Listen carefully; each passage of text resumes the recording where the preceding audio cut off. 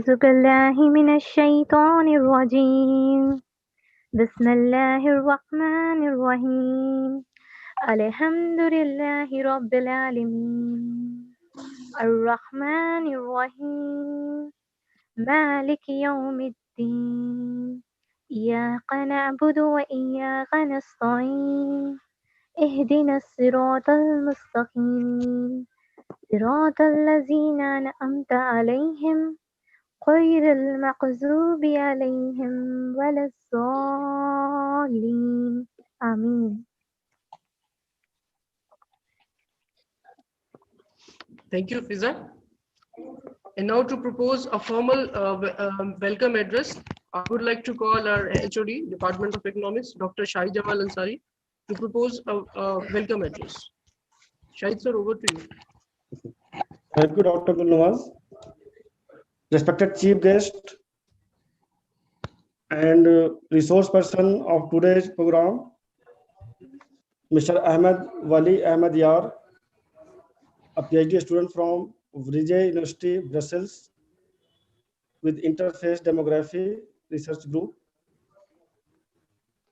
Respected Principal, Professor Aftab Ahmed Sheikh sir, respected Vice Principal, Kharmonuddin sir, and Iqbal Sheikh sir, my dear colleagues and students. At the very outset, I extend my warm welcome to the resource person of today's program, Ahmed Wali sir, and I want to focus some light on the program. I hope Mr. Ahmed Yar will discuss the importance and urgency of collecting high quality data on international migration. This is really very important issues, especially a country like India where population is very high. The second largest population of the world is inhabited in India after China. So this topic, I hope, will be very fruitful for the students and our teachers also. And I expect that Mr. Ahmed Yar will explain how well-managed, fair and orderly migration will help boost the global economy and how having reliable data help us achieve that goal. He will also explain how inadequate data will challenge the policymakers around the world to develop informed policies and decisions. Mr. Ahmed Yar's research focus on detecting gaps in international migration data and providing tentative solutions to improve migration statistics. Moreover, Mr. Ahmed Yar will discuss how contemporary measures are used to close the gaps in data and how his research will contribute to the field. He will further discuss about the hubs of migration and the importance of listening to the migrants to understand their migratory trajectories as well as the experiences of settled migrants in different European countries.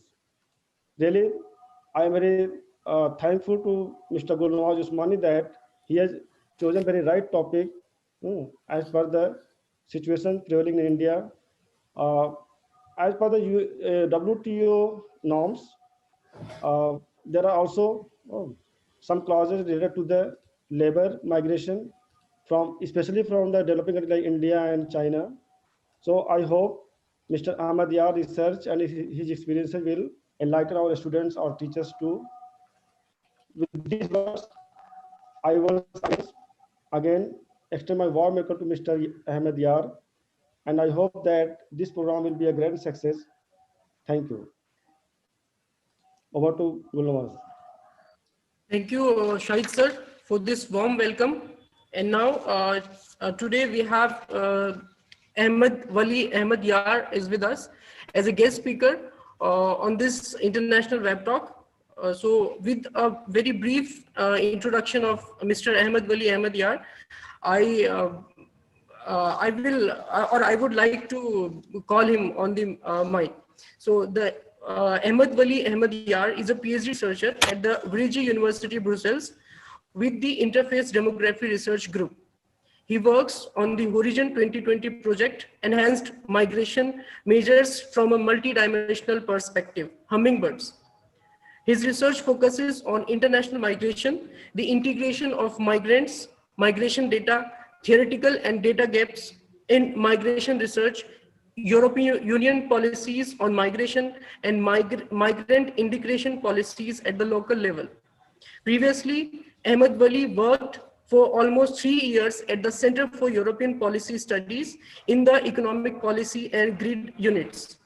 Ahmed Wali holds a master's degree in political science from the University Libre de Brussels and a bachelor's in international relations from the Al Farabi Kazakh National University.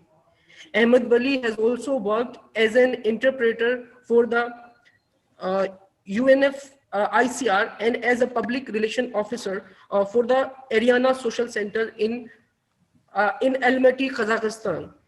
He is originally from Afghanistan and has been a personal interest and has a keen personal interest in the history and current affairs of South Central Asia.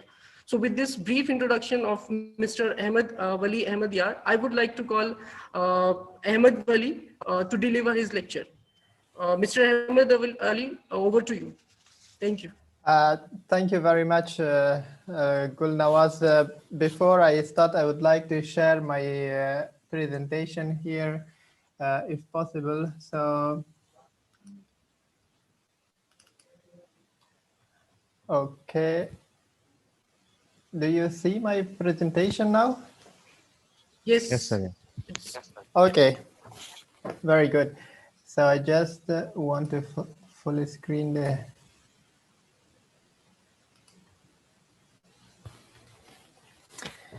Okay, very good. Let's start today's lecture. First of all, Assalamu alaikum. I am very pleased to be here and to deliver this lecture today. Due to circumstances, we all have to do this with the measurements and far away. But I really hope that one day I would be able to come to India and there do another lecture while we all can see each other and have a nice vibe of talks. So I would like to thank the organizers of this event and also the university and the college who facilitated this talk. Actually, I'm not going to call it as a very rigid lecture, but I would love to have it a bit more interactive and also experience sharing, so that because as you may know, I'm also, as it was mentioned previously, I'm originally from Afghanistan, but I have been traveling and I have been working abroad for a while now. I have been focusing on migration, but beside that, before I used for more than 3 years on the economics of migration here in Europe.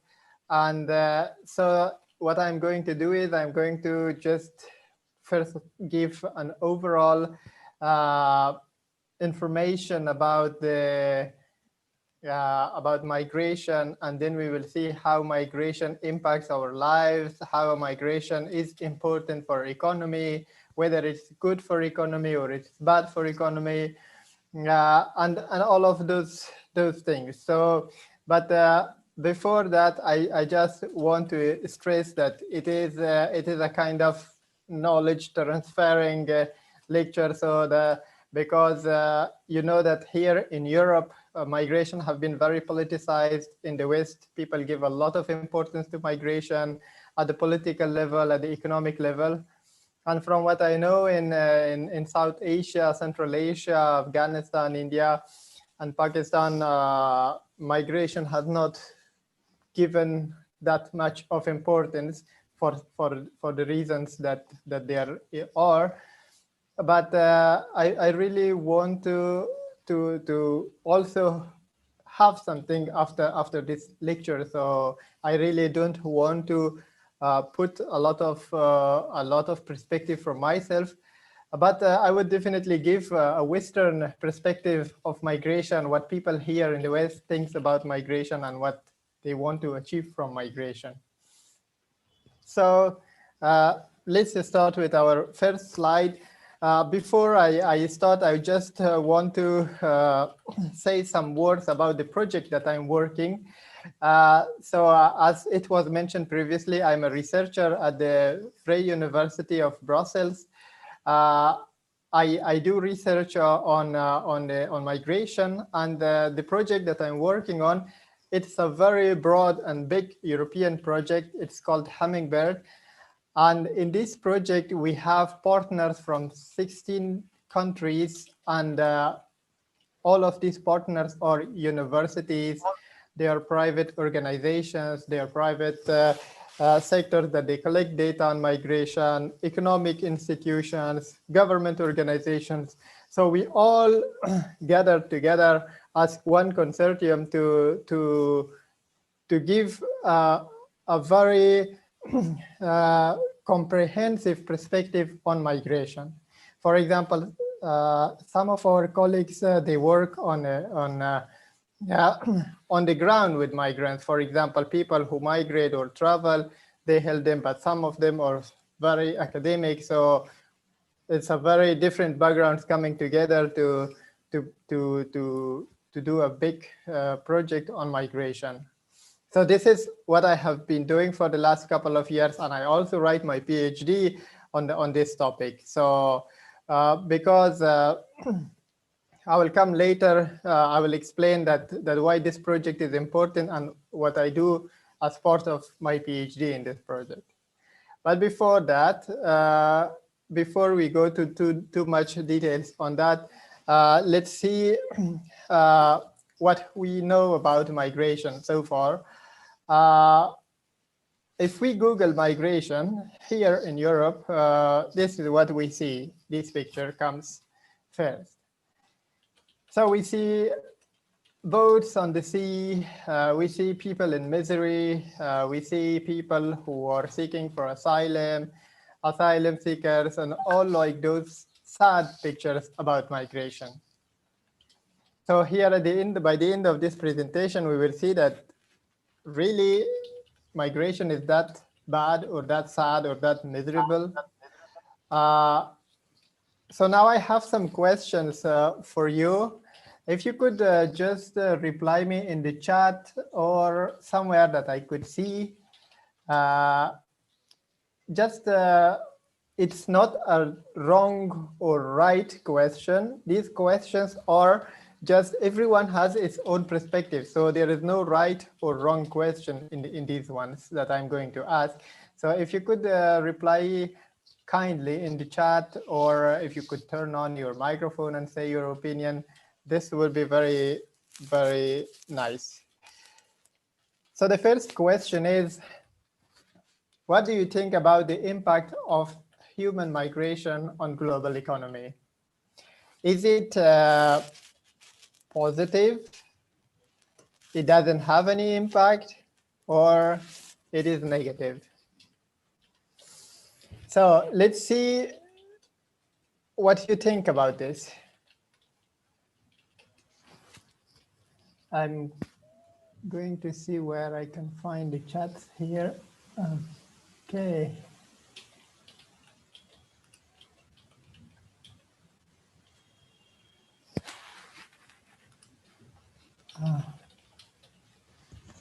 Any ideas? You'll find chats down, sir. Okay. Because here for me it is it's in the app. So participant security.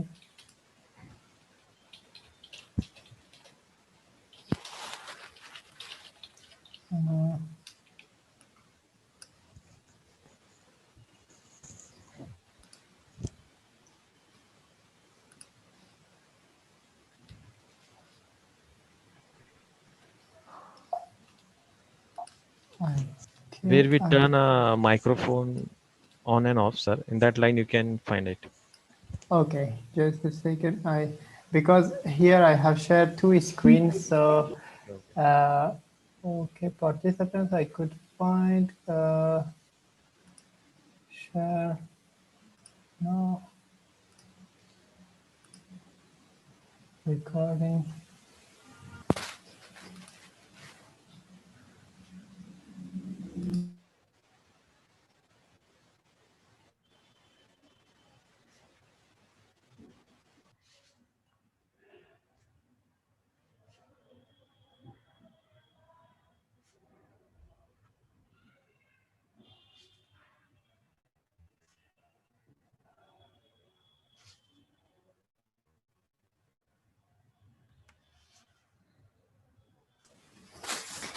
Okay, sorry. I use different screens here, so I just managed to get chat here just right in front of me. Okay, so positive, we have another positive, and we have both impacts, exactly. We have positive impact, exactly, positive, positive, negative, both, yes. Usually positive and negative impact, so it depends on the situation, positive and negative. It has positive impact on the economy, but it has also negative impact on the consumer. Okay, positive, negative, positive, positive, positive, positive and negative, positive. Okay, very good. So now we go to the second question. The second question is on how many types of migrations can you name? I put here 2 types of migration or 3 types of migration. What other types of migration do you know?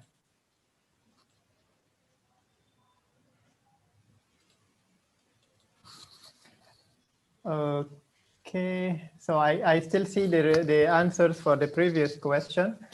We have the second question, which is how many types of migrations can you name? Migration, yes, exactly. Yes, refugees. Yeah, refugees. Yeah, internal, external migration, migration for labor, exactly. Labor, seasonal migration, yes. Labor for job opportunities, yeah. Okay, very good. Exactly. Rural, urban migration, okay. Perfect. So let's move to the other question, and then we will come back to the response of these questions. So how many global migrants are there in the world? Just from the top of your head, just give a guess. Like, what do you think? How many international migrants are in the world? Any number which comes to your mind.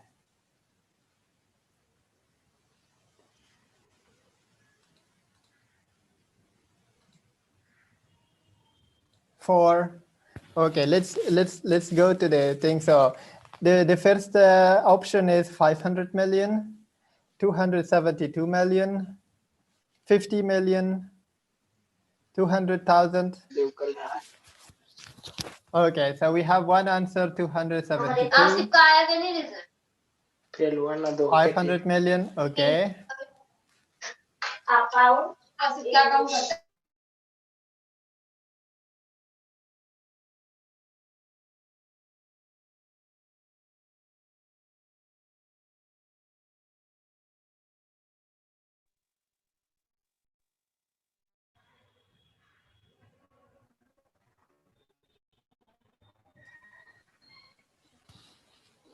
Okay, great.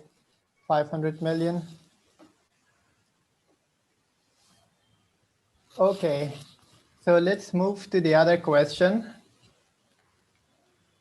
Okay, great. I see some people already Googled it, so with a very precise percentage of, nice. So the percentage of labor economic migrants among those. So the previous question was how many global migrants are there in the world? We know that 272 million migrants are there currently in the world. So what do you think? How many of all those 272 million could be labor migrants or people migrating for the work purposes? So I put a picture also here. The first answer is 67%, 10%, 0.1%, 95%. So what do you think? How many of the above? Okay, 67%, 67, 95, 67, 67. Yeah. Excellent. 67, 10%. Excellent. 95%. Okay, so the answer for this question is 67%. So it means that a huge, almost like majority of the migrants in the world are labor migrants or people who travel to for job opportunities. So they are not mainly asylum seekers, or they are not what we saw in the Google search in the first slide, that when we Google, we say migration, instead of seeing people with their work materials, we see people in the boat in a refugee camp or something like that. So now we know that almost 70% of migrants are not migrants for humanitarian purposes. And now we have two more questions, and I will I will stop with my questions. So, what do you think now? We saw that we had 272 million international migrants, and then we saw that out of that it was 67% labor migrant. And now, what do you think? There are how many refugees are there in the world?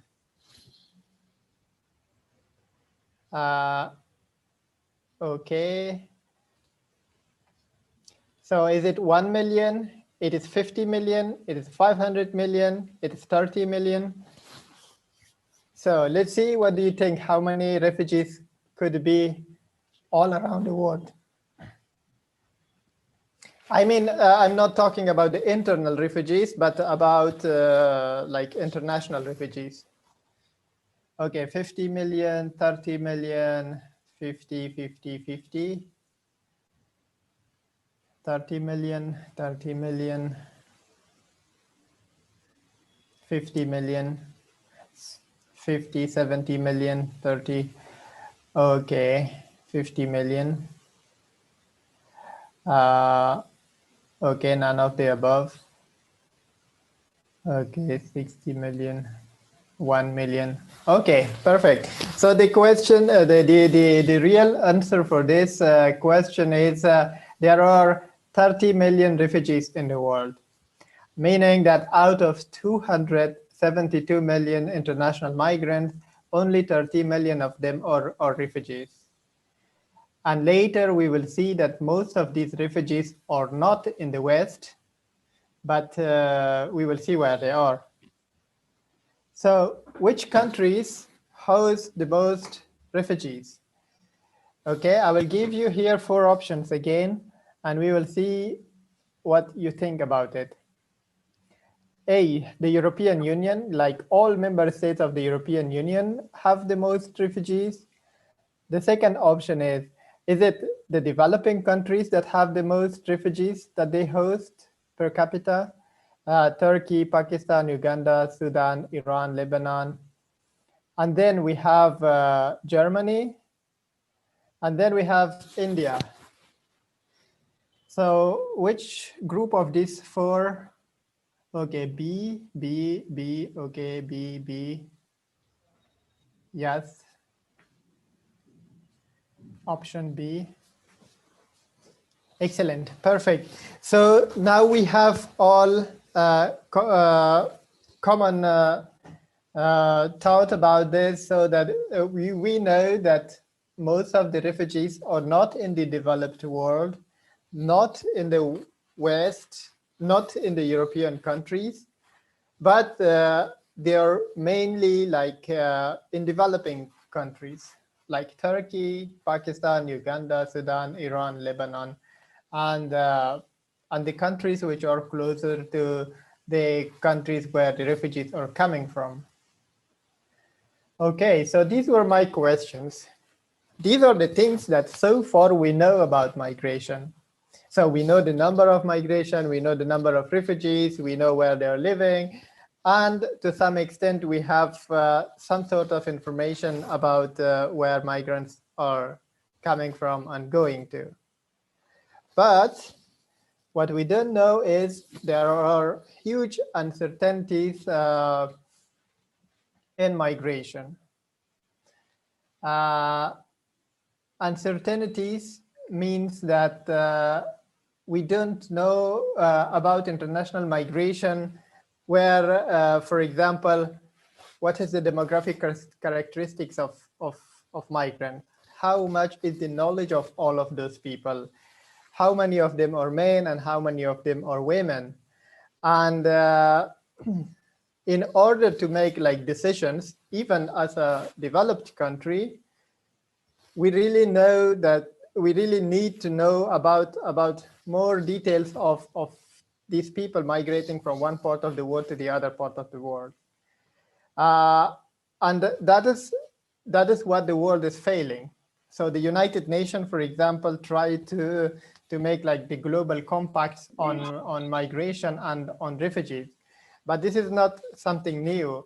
Previously, it was also mentioned that the World Trade Organization is also doing a lot of things. The International Labor Organization is also doing much efforts on that. But these things are not new. They have been doing it since last century. Like in the 1930, the first International Labor Organization conference was held to ask the countries to collect data on the migrants. It doesn't matter which type of migrant they are, but it is important for the countries to know, and for the United Nations, it's also important to know migrants with which characteristics or in which part of the world that they could resettle, or we could use the human resources, we could do the migration management, and also for the humanitarian protection, about their working condition, and about how these people are going to be useful for the common and for the global GDP.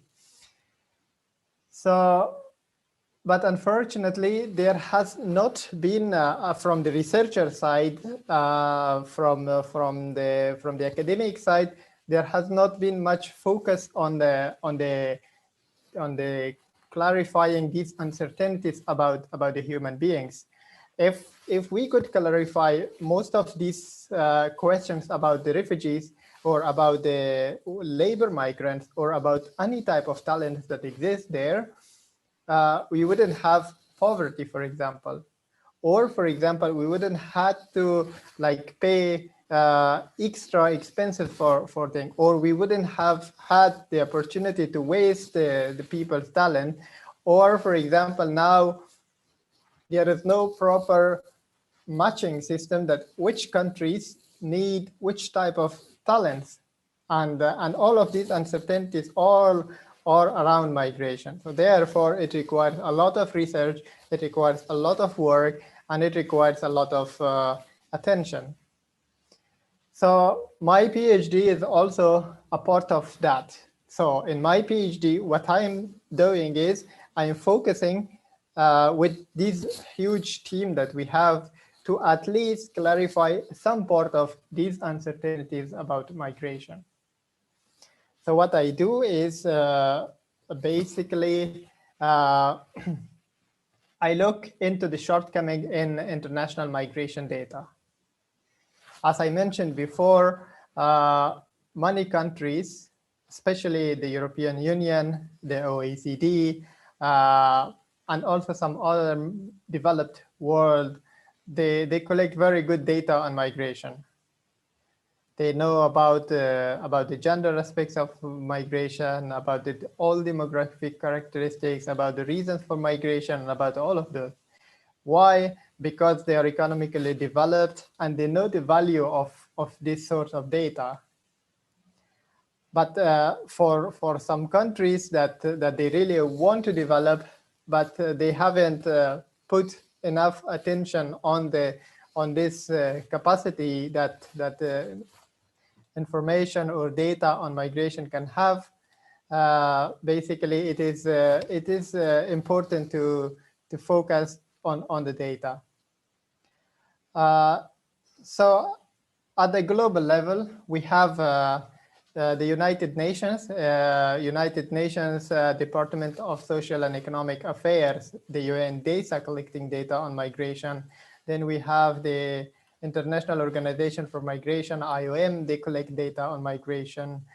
And many other organizations, they collect data on migration.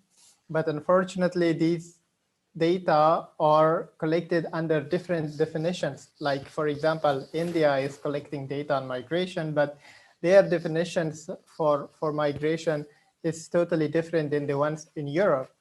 And then the one for example, in East Asia is different than in the West. So therefore, the United Nations at the moment is having big problem unifying or harmonizing this data to predict or to show that how many migrants are there in the world and with which characteristics, how we could help them and how to defend their rights, for example.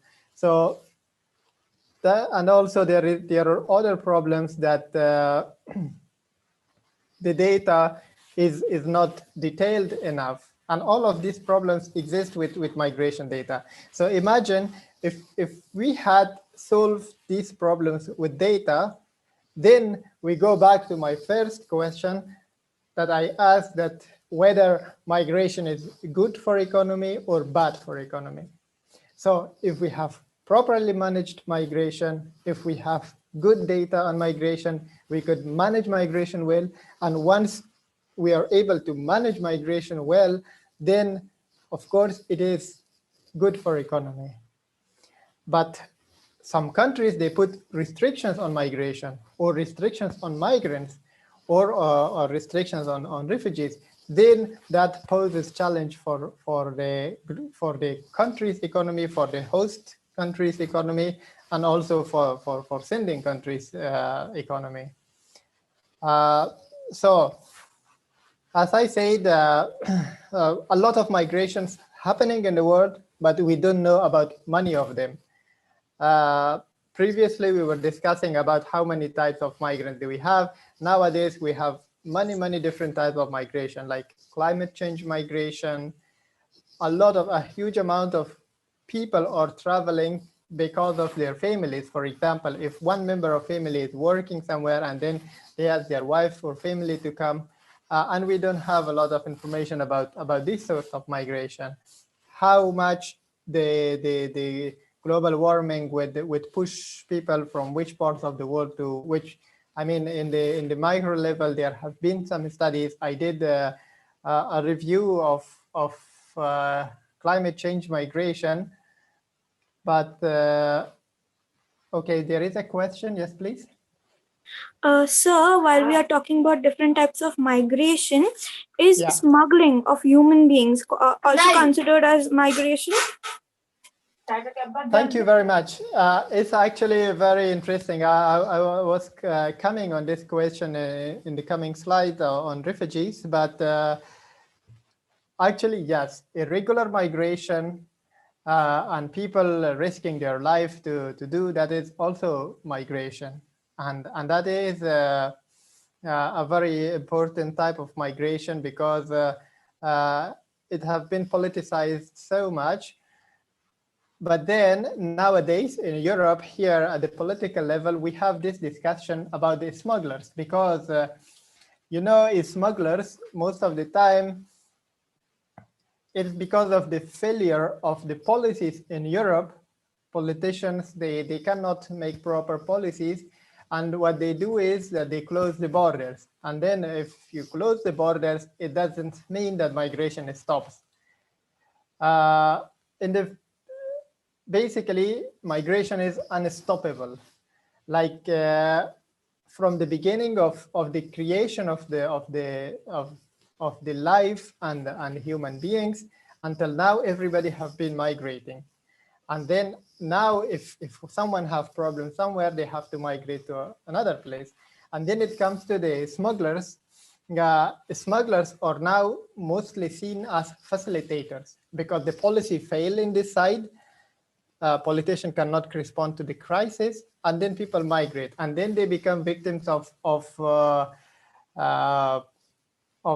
the smugglers. I have the very last slide. I will come back to the issue of smugglers, how they function here in Europe. Okay, sir. So yes, I was talking about the different types of migration and the importance of data and having proper, adequate, timely data.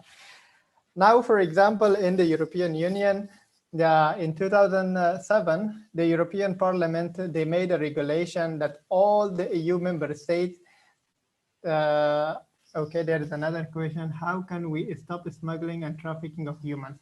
Great. It's a very interesting question. I will respond to this question also in my very last slide, because there we will talk about the migrants' perspectives. So I was talking about the data, how the European Union imposed a regulation that every country in Europe should collect data on migration. And this data should be very, very complete data. But the problem is that it takes so many years for countries to have the data. For example, now that we are in 2021, the updated data for Europe is in 2018 or 19.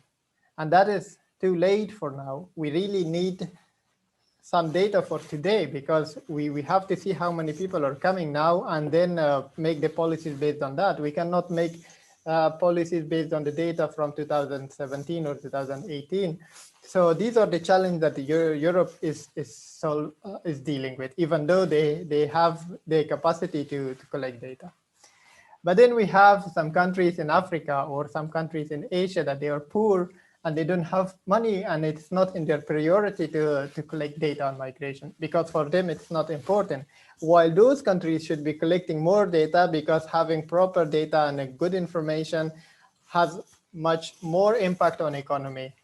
So for developing countries, in order to develop better, develop sustainably, and develop strongly, they need to know how many brains they have, how many people are coming, how many people are going, and how to shape their regulations to have the best of that migrations.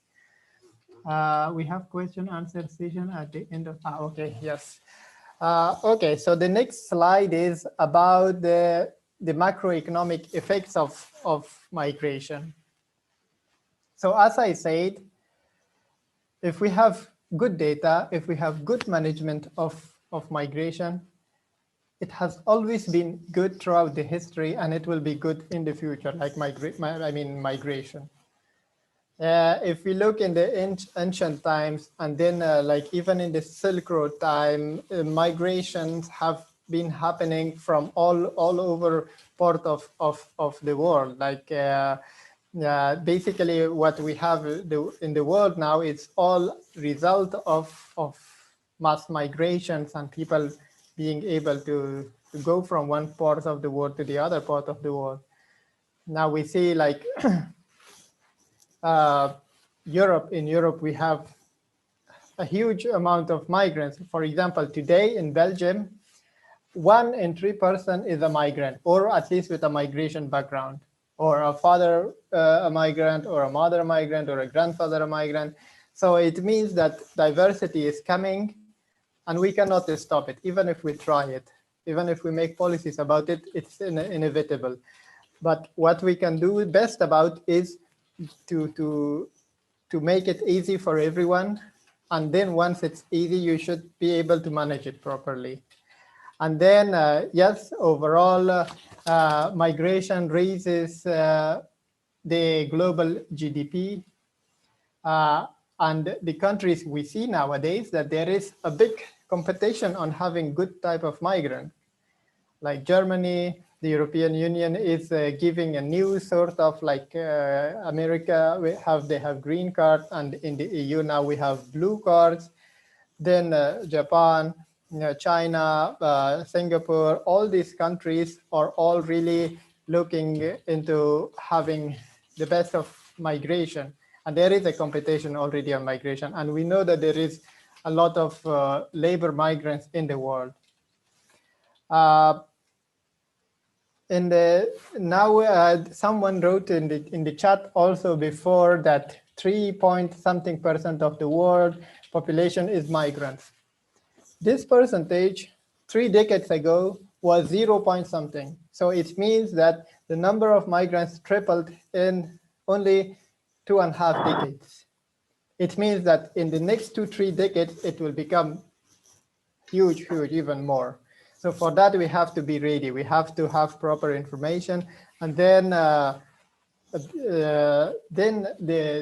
not only like the local GDP, but also the global GDP would raise with that, because countries who are poor or countries which are not able to provide enough job for the people, and the countries that they can give more jobs, then it's an exchange of humanitarian resources, and in this way, the both countries they gain something. And of course, there is the issue of remittances. There is the issue of people having or bringing their families, and then it's also the issue of population management, and all a lot of other sorts of things that we can get.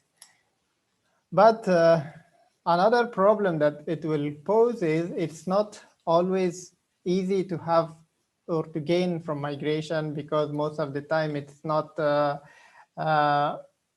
it's basically the policies that the governments they impose are not well thought, because they don't try to be helpful for migrants to facilitate it, to make it smooth, but they always think of short-term economic growth.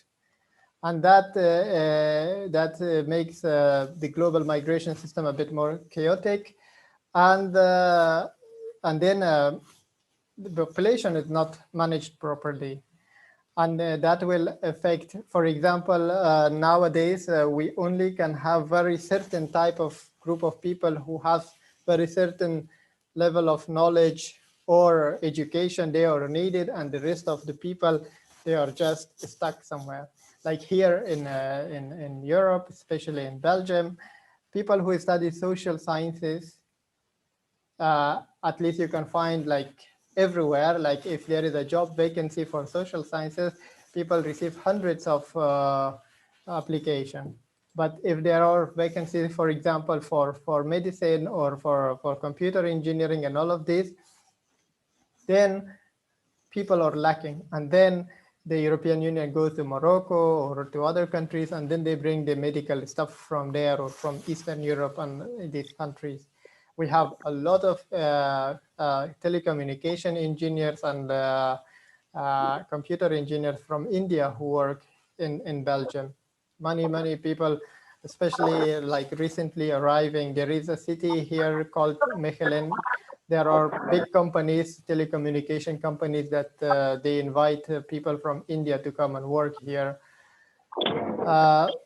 So that is the positive impact. But then we know that if there is mass migration or large amount of immigration, then those waves, they will reduce the productivity of economies. Even if you have a good economy, a lot of people arrive and they are jobless, then it will pose challenge for the economies. And that should be managed well and well thought. So for that, we need proper policies. So these are the boring parts of our lecture. So let's move a bit back to the interesting parts of it. So we see that it's not as we saw in the chat that in the first answer, that migration, of course, have a very positive effect. It always had a positive effect, and it will have positive effect in the future. But if it's well managed and if it's well organized, otherwise it wouldn't be good for both, for the sender and for the receiving country. Okay, coming back to the economic impact of refugees on host countries. So far, we have been discussing the global migration, especially like the labor migrants. But let's see, people usually think that that refugees are not beneficial for the host communities, and they always look at it as a burden. But now, with many years of war and discomfort going on all around the world, we have a lot of experience with refugees. Refugees in different parts of the world, different case studies, and then different results. So basically, countries who saw refugees as an opportunity and then they allowed them, intentionally or unintentionally, they allowed them to be free and to work and to do, those have been more successful. But the countries that they imposed restrictions on refugees, they didn't allow them to work. They just kept them in the camps, and then they didn't treat them as like their own citizens. Then those countries lost more, and they could not gain more from the refugees. So I will give you a couple of examples. In the 90s, when masses of Afghans, they had to flee the country because of the war and because of the conflicts in Afghanistan. Yes, please. Rehana, you had a question? Okay, so maybe it was a mistake. So in the 90s, when a lot of Afghans, they had to flee to Pakistan, in the beginning, it was very difficult for Pakistanis to handle the situation because a lot of people were coming. But then later, within 1 or 2 years, what happened, everything turned to a different way. These refugees from Afghanistan, they were very entrepreneur. They brought a lot of entrepreneur ideas with them. For example, in Afghanistan, we have this huge culture of handcrafts, carpets, and things that people produce, and it was previously exported from Afghanistan. But then what happened when the immigrants came to Pakistan, then they started doing those things in Pakistan, and within a couple of years, Pakistan became the hugest hub of carpet in the world. And now that they sent back the migrants to Afghanistan, I saw the other day there was reports on the Pakistani media that now the carpet market is going down in Pakistan because they are sending back the immigrants. So that was like, for example, one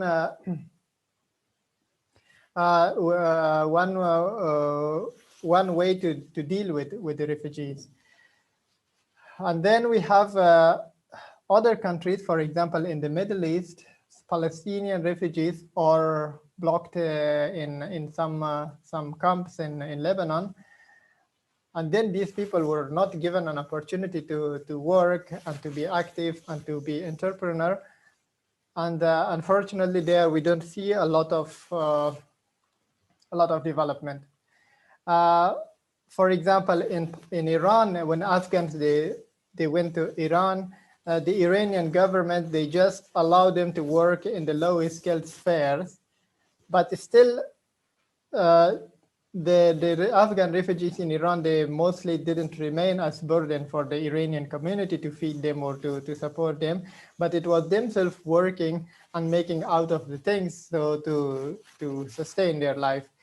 So it means that even refugees, that people look at them as a burden, they are not really a burden if you allow them to work and if you allow them to be proactive. In Europe, we see that since 2015, many of the labor market, the lowest skilled job markets in Germany are filled by refugees in Germany. Sweden's GDP had a raise after receiving so many refugees. You could check that for example, for 2018, for 2019, just right 2 years after receiving so many refugees, Sweden's GDP was directly impacted by those refugees positively.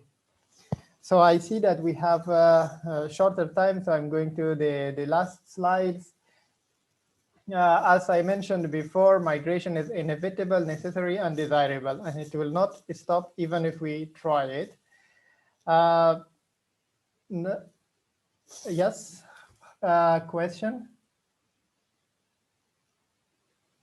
Khan?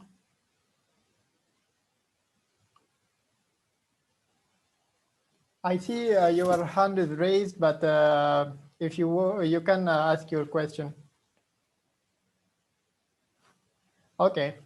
So then, in order to have better data for migration nowadays, a lot of people, a lot of researchers are using big data for it. We are also, as part of our project, we are also using or looking into the possibilities of how to solve the issue of inexistence of data on migration.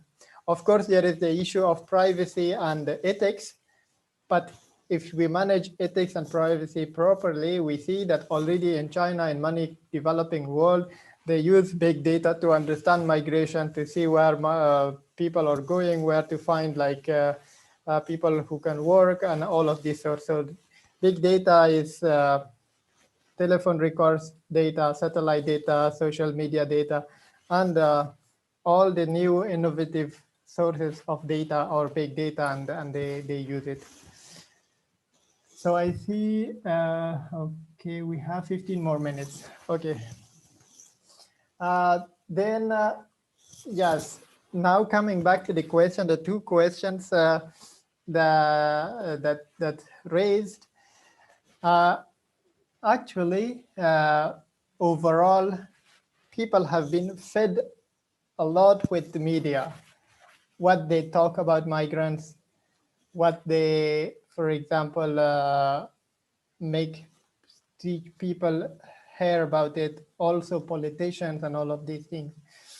But the reality is far from what we see in the media. So therefore, about the smuggling that we had a question, or about the refugee situation, why people migrate.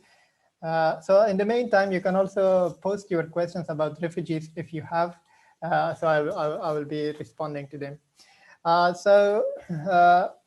For our project, what we did was we asked for people's experiences on their way. We gave them enough time. It was a very open interview, and we just let them speak why they migrated, especially refugees who came to Europe and they are living here for a while now, like for 10 years, 15 years, to ask them what happened, why they wanted to migrate. And then usually people have very harsh experience, like in the media, we see very harsh experiences of smugglers and people who smuggle other people. But then here in the interviews, people were saying that, no, actually, smugglers, they work as facilitators for us. Our life, our economic situation, everything was in misery, and we risked everything with the smuggler, and a smuggler was just like a tool. So that is why nowadays in Europe, like activist organizations, they don't call them smugglers or human traffickers, but they call them facilitators because they are a part of migration. So Europe or West is pretending to be more humanitarian, then they have to handle all of this. So it means that we cannot have always a negative perspective on the question of smuggling people or people coming irregularly. Irregularly means like without documents or crossing the borders without things. But everybody have a right to live in peace, have the right to have an opportunity to gain economically and to improve their situation. So that was the question about the smugglers, but I don't know if I responded or there is something else I could elaborate on that. So for me, formally, the presentation is over. Now it's time for the questions if you have, so that we could discuss the questions or things that you could not agree with me on what I have been saying so far. So I'm open for all of that.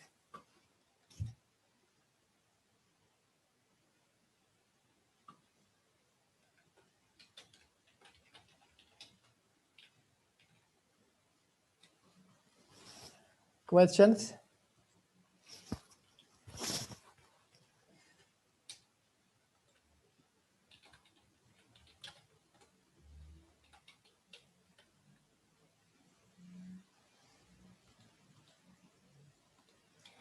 So I think there is no more questions. I will just wrap up today's lecture in a couple of words. I want to thank again the organizers and about the overall migration and migration data and its economic impact. I would say that migration is a way of life. People cannot stop migration. The good way to think about migration is how to do best migration, how to manage it well, and how to organize it well. And okay, we see a question from Shahida.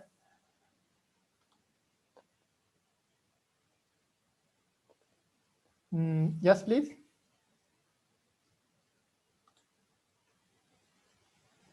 Shahida, you raised your hand, so your microphone is off. We cannot hear anything.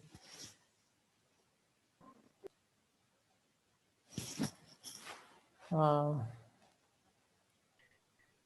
if you want to ask something, you can ask. Yes, sir. I was going to actually have some network issues. You can ask. So, yes, as you were talking about migration, so a lot of people, due to inavailability of facilities or due to some people just want to pursue other careers and it's not available in their country. So they migrate from one country to another, go there, study. 90% of them don't come back. So do you think that because of underdeveloped countries or developing countries not having enough facilities to provide their students with, they lose a lot of abilities and mass intellect labor that they could probably have and then develop their countries? Thank you very much. It's a very interesting question. I see another question in the chat also, so I will respond to both of it. Actually, the question of brain drains or people like go for education and then they don't come back have been discussed a lot. What we see is in the short term, people don't come back, but then in the long term, they always go back. For example, if you're doing if you study, if you do your master's, you need some years of experience. And in the host country where you have gone for a study, if you find an opportunity, you will stay there and you work there for a couple of years. And then with that experience, at some point, you migrate back to your country and you work there. So that is something positive that your country will receive or will achieve. But in the most of the cases, even if you don't go back, you send remittances to your family, to your parents, or to the people. And then that is another aspect of that.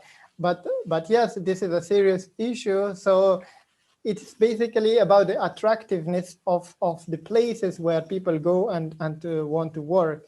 So even in the developing world, like now, we have a lot of Europeans, they want to go and work in Africa. They want to go and work in other different parts of the world. It is because for whom where it's attractive and more interesting. So that is my advice for politicians, that if they want to gain the most of migration, they should try to facilitate more attractiveness. And then people will come and people will get attracted.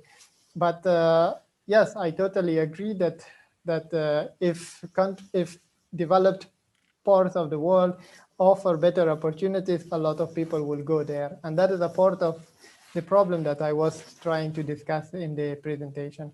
The other question was about how migration impact on developing countries. Yes, very poor countries are to a high extent dependent on remittances. Like to give two examples, one is like Afghanistan, the other is Eritrea in Africa. They are both politically and economically challenged, and they are both one of the world's most poor countries. But a large amount of diasporas living outside, and then these people, they send remittances to these countries. So for this type of poor countries, which are also called developed countries, then the remittances is something that how it impacts. or the money that they sent back. But for middle countries which are not too poor but not developed, like middle developing countries, for them it's two ways. They attract people for the investment and for the new opportunities, and then they also have people that if they have an opportunity, they migrate to other parts of the world. Like for example, Eastern Europe is one sort of those countries that whenever they have an opportunity, they travel to Western Europe for work purposes. And then their places are filled with immigrants from other countries. Like Polish people, they go to the UK to work, but Ukrainians, they go to Poland to work. And then we have other Central Asian countries that they work in Ukraine. So it is just like a kind of chain. So let's see, how do we integrate migrants? Oh, that is a very interesting question. I have a hand raised by Ajit Kumar. So if you could also raise your question, that I answer both of them together. Hello, sir. Ajit here. Okay. Sir, actually, this is a question regarding the question and answer you were speaking. Speaking from the perspective of a country like India, India is one of the most populous country in the world. And while considering Indian population, quite a lot of people are working outside India. Now, with this migration, say for example, if it is with the family migration, with many people, if migrate from India, wouldn't that be good not only for India but for the world also? In the sense, now the resources in India may be limited to meet the needs of the population of India. So when many people start, migrating from India with the family, say for example, for a better career or whatever options. So of course, some part of their remittances will come to India. In that way, India as a country will be benefited. At the same time, the skilled workforce, those who are migrating from India, which will be good for the world also, whoever migrates. So wouldn't migration be a good thing that way? Yes, exactly. Migration is good in that way. And actually, that is the point, that when people or highly skilled migrants, especially those from India coming to Europe or going to other developed parts of the world, more than India, more than the people themselves, it is the receiving or the host countries that they benefit the most. Why? Okay. Because these people, they create jobs, they are entrepreneur, they have new skills, and more importantly, these people pay more taxes than the other people, than the locals. So we should not forget that that the migrant population, they pay more taxes than the locals here, and that is why they are more attractive and they want to have them.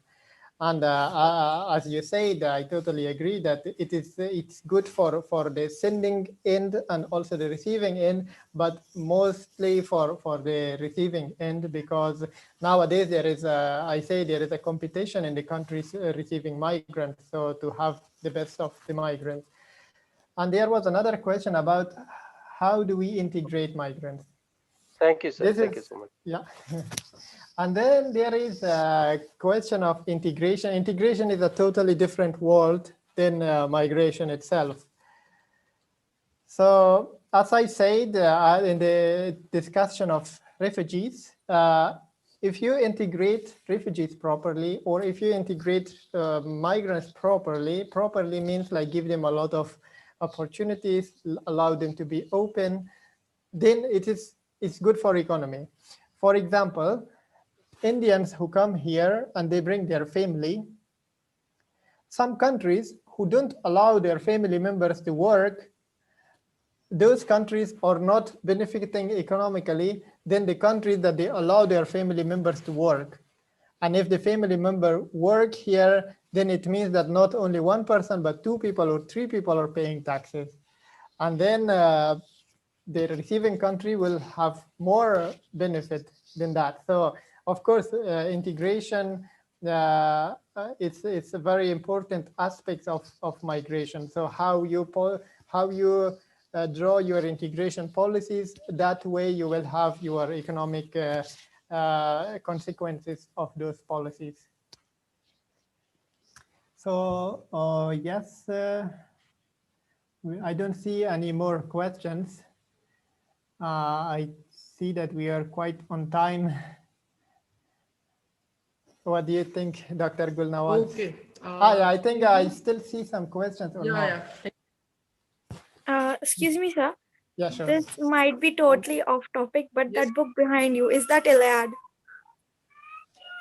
Which book behind me? The book right behind you, the Iliad. Iliad, yeah. This one. One of my favorites. Okay, yeah. This is a very nice book. This is a book that I got it in Europe, and the second book, this one is it's the Shahnama. It's a very epic traditional Persian book that was written in the 11th century. 11th century. Yeah, it's also a novel. It's a very poetic history, have put in a very poetic way. I just might read that. Yeah, sure. If you wanted, I will send you the link for it, or I will try to find an English version, the PDF, and I can send it to you. That would be lovely. Yeah. That would be so good. Okay, great. Okay. So I think more questions. So thank you very much for your attention, for your time, and for your interest. I learned a lot, and it was very interesting for me personally. I hope it was the same way for you. Yeah, same here. So thank you for this wonderful lecture and for this very kind interaction with my students. And you have very well explained these shortcomings in the international migration data and why there are the shortcomings in the migration data because of the varying definitions and measures of the migration data to collect the migration data, and also because of the varying demographic characteristic. And you have also explained the various types of migration, and also explained the macroeconomic effects of global migration, as the migration is not, migration is a very good thing, and it raises the world GDP directly or indirectly by increasing or raising the productivity. And it is also very much beneficial for the host country and the country from where the migrants migrate for the purpose of job or some for other purposes. So it is not like it is useful for the host country, rather it is useful for both the countries. So this is your lecture, and it's time to propose a formal vote of thanks. So for this, thank you, Mr. Ahmed Wali Ahmed Yar, for delivering such a wonderful lecture. And I'm very much thankful to you for accepting my invitation and be here today with us. So, but first of all, I would like to express my thanks to our college trust, that is Yatim Khana and Madrasa Anjuman Khairul Islam, Mumbai, and our college principal, Professor Dr. Aftab Anwar Sheikh sir, and Vice Principal Professor Khan Moinuddin sir, to give us permission to conduct this web talk on this very very crucial or very important topic for this time, as we are all facing the migrants problem due to the coronavirus and all. So thank you very much to my trust and my principal and vice principal sir. And I'm also expressed my gratitude towards our guest speaker, Mr. Ahmed Wali Ahmed Yar, for delivering such wonderful lecture and giving us his valuable time. And I'm also very much thankful to our head Department of Economics, Dr. Shahid Jamal Ansari, for his valuable guidance and support throughout the program. Last but not the least, I'm also very much thankful to all my students and other participants for this cooperation during the program. At last, I am very much thankful to my colleagues, without whom support and cooperation, this program could not be this much of successful. And finally, thank you very much. Thank you And very I much. have texted the link of feedback form in the chat box. You can submit your feedback and you will get your certificate on your mail. Okay, thank you. Thank you once again, If some of, Mr. I just Ahmed. wanted to add that if some of the students needed my email address, you could provide them with my email if they had questions or anything in the future. Yeah, I would okay. be also happy that in the future, if I had an opportunity to come to India and to visit you there, it would be very nice. And I'm always here. Anytime. Yeah, I would be here as a colleague of you, and whenever you have anything needed in Brussels, I'll be happy to help and to do what I can do at the university exactly. level and at personal level. The feedback form link is in the chat box. You can submit your feedback and you will get your certificate in your registered email IDs. Okay, great. Have a nice rest of the day. Yeah. Thank you very much again for your invitation. Thank you once again. Farooq sir, are you there? Farooq sir.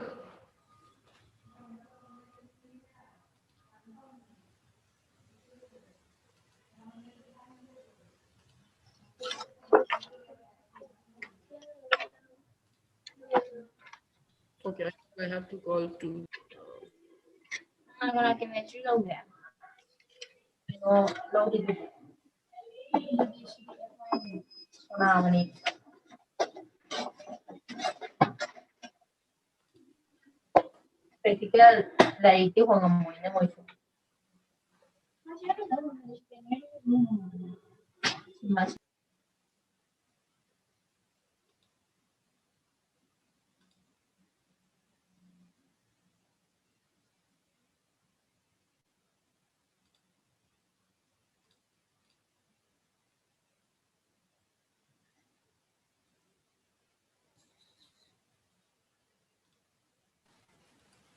Okay, sir. I'll end the meeting. Okay. Okay, thank you. Thank you once again to all of you.